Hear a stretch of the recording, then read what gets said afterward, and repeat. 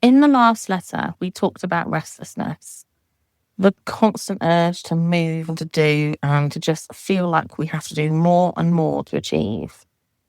But what if I told you that that urge is often unbalanced masculine energy?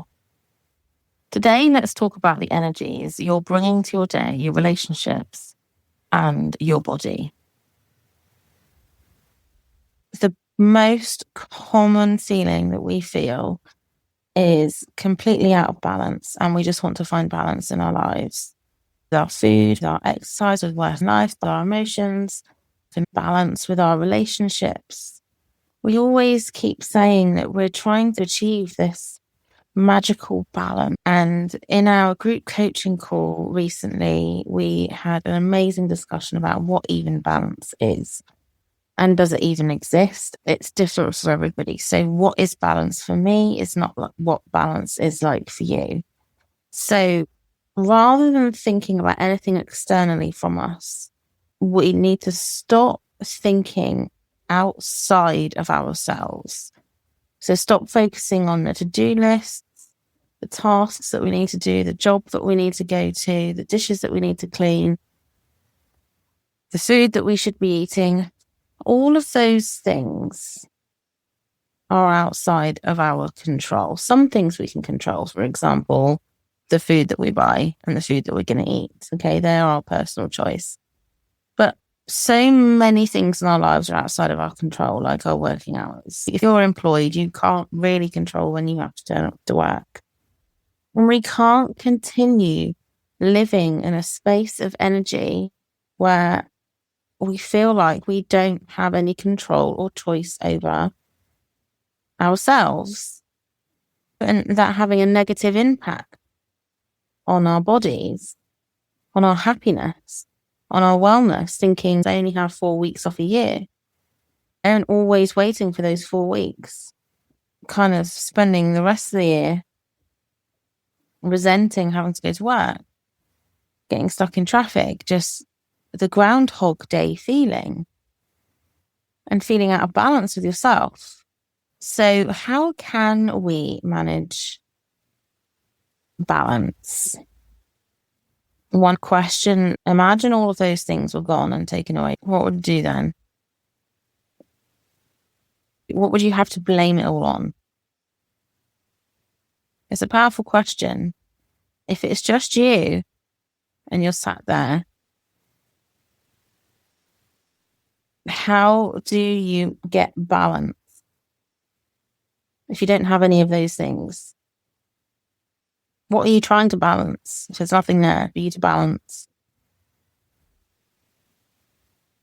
And it made me realize how external a person that I was, always looking out beyond me to something else, to someone else as the problem.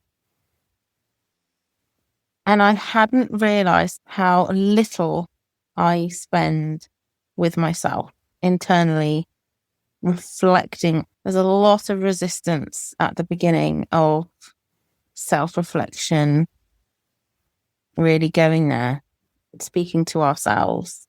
It can feel icky, especially when we haven't done it for such a long time or ever.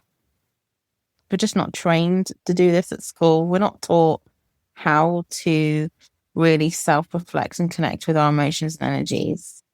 As women, if we can learn to do this, living in the present with ourselves, regulating our own nervous system after stress, anxiety, and trauma, we can learn how to do this when we are brave enough and courageous enough to reflect on our own behavior, our own habits, how we have been showing up energetically. Now, I'm a very masculine energy. So this is about our masculine and our feminine. Okay. So I'm going to go into that into a little bit more detail in a moment. And I can tell you that I am a doer, constantly thinking. I'm a creative, entrepreneurial. I've got idea after idea. And that can be a strength. It can be great, but it can also be a hindrance because I have a shiny object syndrome and I'm like, oh, that looks good. And I get distracted. So I have to really focus and stay focused. I have a very masculine energy. That's great for work. I was always excellent in school. Teaching, give me a project, give me a task to do, I'll do it, and I'll do it bloody well. It meant I wasn't very well liked at the beginning of my career because I came in and I kicked ass. Other teachers are like, who the fuck are you? Who's this new NQT? I was given the role of literacy coordinator within the first year of my job, and I smashed it. We had Ofsted the following year, and I absolutely smashed it. And rather than being able to sit in a place where I could feel proud of myself, I had a couple of teachers who really disliked me. And at the time, I had no idea about boundaries and energy I should and shouldn't be taking on and absorbing from other people, and or fear of judgment, what other people say about me. And I was so focused externally on them, their feedback and their behavior, and not understanding that it was coming from their insecurity at the time, that it ate away at my confidence. And I really, truly started to take on the belief that I wasn't ready for this role, I shouldn't be doing it, and all of the things, the feedback that I was hearing, I was taking on. I was not strong in my boundaries. I leaked the wrong energy. So let's talk about the energies, because this is a huge shift forward for you if you're resonating with any of this. So in our relationships, where can masculinity really cause a bit of an issue? If we have two masculine people, we've got two bulls head on, face to face. Sometimes during certain tasks and activity, this can be great because we need to have a team on board and we need to be getting stuff done, and productivity and being assertive and making decisions and choices and energy, action orientated energy. It's great.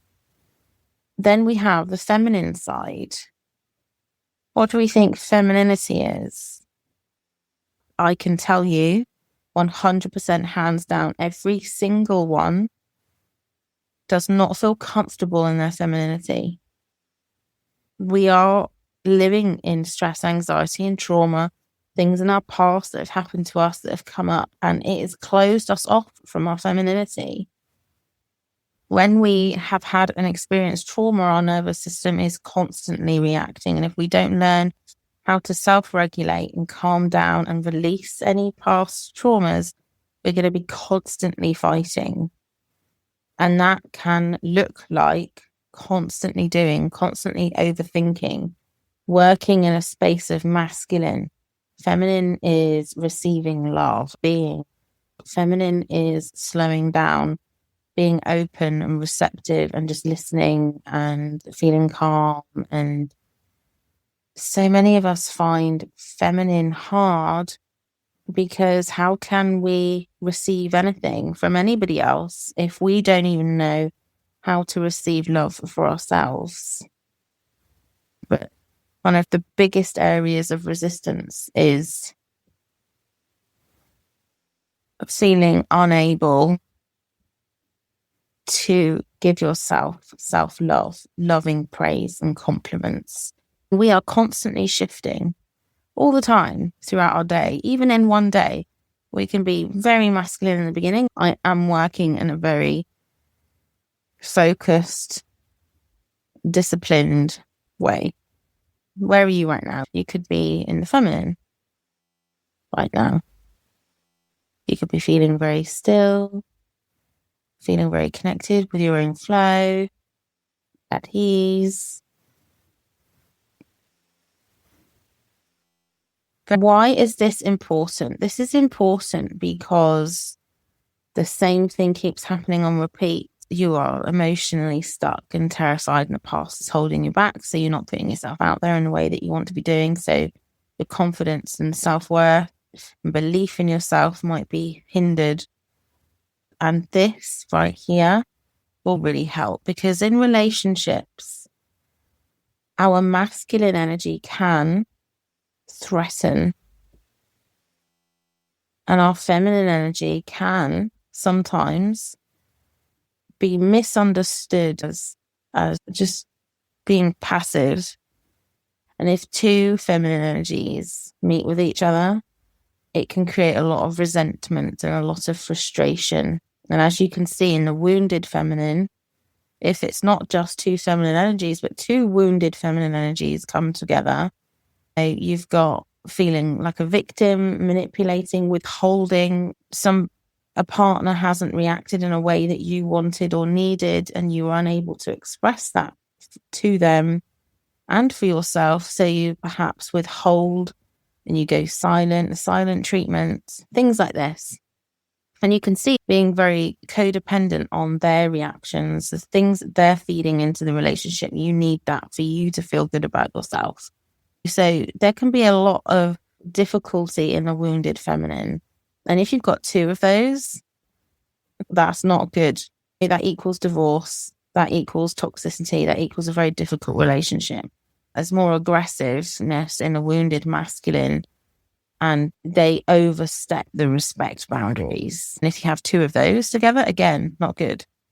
It's not a good outcome. However, if you learn this for yourself, you can learn to not only manage your own energy and know what energy you're in right now and what you are bringing to somebody else, but you can also know what you're receiving and have a different response, not reaction. I'm very careful with the words that I choose here. They are very, very important, because we are learning to respond to other people. If you have a very aggressive masculine energy coming towards you, you do not want to meet that with another aggressive masculine energy. So you're going to want to step back into a feminine energy that is safe for you, that is good for you, and that kind of helps the other person get to a place of space and calm so that the communication between you is better.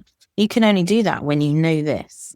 You may be sitting there reflecting, thinking to yourself, I wish I knew this. If you think back to a situation or a relationship, an argument, a fallout, anything in your life where you may have experienced difficulty, is that perhaps the reason? Where were you? Where were you in your wounded self?